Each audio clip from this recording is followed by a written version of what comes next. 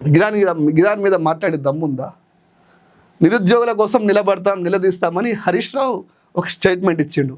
హామీలు ఎన్ని హామీలు ఇచ్చారు? వచ్చిన సంవత్సరంలో 2 లక్షల ఉద్యోగాలు అన్నారు. గత ప్రభుత్వం ఇచ్చిన నోటిఫికేషన్లు మురికి అవి ముట్టుకోమన్నారు. కనీసం ఒక 20,000 ఉద్యోగాలను నింపిరా మీ మొఖాలకి?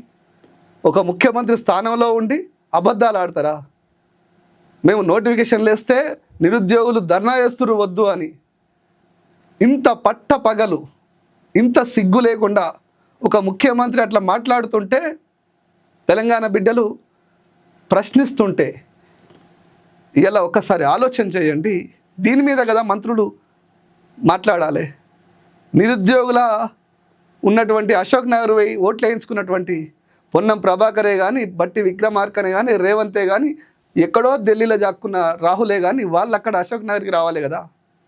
లేదు, ఊర్లల్లో రైతులు చచ్చిపోతుర్రు, వాళ్ళ దగ్గరికి, కళ్ళాల కాడ రైతులు చచ్చిపోతే వాళ్ళ దగ్గరికి పోవాలి కదా. ఆటో డ్రైవర్లు చచ్చిపోయారు, వాళ్ళ దగ్గరికి కదా పోవాల్సింది. కనీసం మొన్నటిదాకా గురుకులాలల్లో పిల్లలకు సరిగ్గా భోజనం పెట్టక అస్వస్థతకు గురై చచ్చిపోయినటువంటి పిల్లల దగ్గరికి కదా ప్రభుత్వం పోవాల్సింది.